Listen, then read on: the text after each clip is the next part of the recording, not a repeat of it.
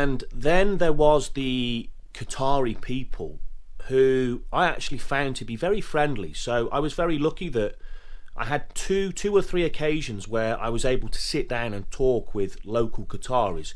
And the first one was on the first day, actually. I was walking around Souk Waqif, and I got chatting to a Qatari gentleman. He was probably in his early 60s, and he asked me if I'd eaten.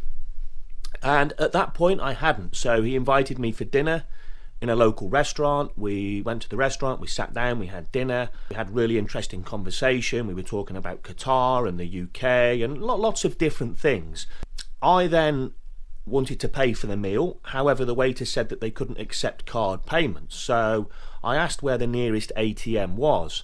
And the Qatari guy, he paid for the meal. He didn't know me, he didn't know anything about me other than the 15-minute conversation we'd had. Paid for my meal, he shook my hand, and he wished me all the best. And off he went, and I never saw him again. And the second occasion was at the Argentina v Croatia game, I think it was. It was Argentina were playing anyway, at the Lusail Stadium, and I was sat next to two much younger Qatari guys who were absolutely brilliant. Again, very friendly, very open, had quite a good knowledge of football, of the Premier League. They knew who all the players played for. They knew about the Premier League. They knew about the Spanish teams, Italian teams. They were very knowledgeable guys. So this idea that Qatar is not a footballing nation, well, it probably isn't, because they only have a population of 3 million, and only 300,000 of those are Qataris. So it's not like they can have their own leagues and stuff like that. But it doesn't mean they don't watch football. They're not interested in football, because these two Qatari guys clearly were, and they knew a lot more than me about the Premier League. So, and again, we spoke about all sorts of different things, and we probably spent more time talking than we did watching the football. So again, my experience there, it was a positive experience. They were friendly, they were generous, and they were quite outgoing and willing to talk about anything. And the last thing I want to talk about, guys, is this whole thing around alcohol, and alcohol not being served or allowed in Qatar.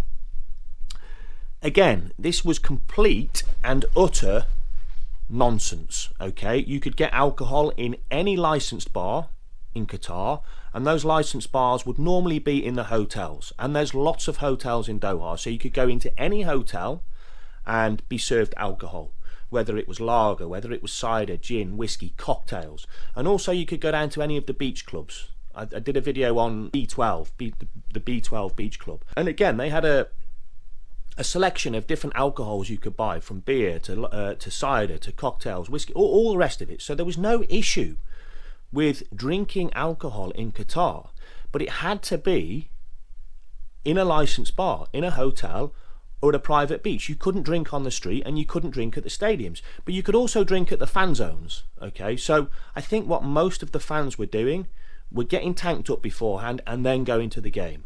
But the only difference was you couldn't drink at the stadium, which again, it's neither here nor there. It's not a massive problem, but the media beforehand, all they were talking about was no alcohol, no alcohol.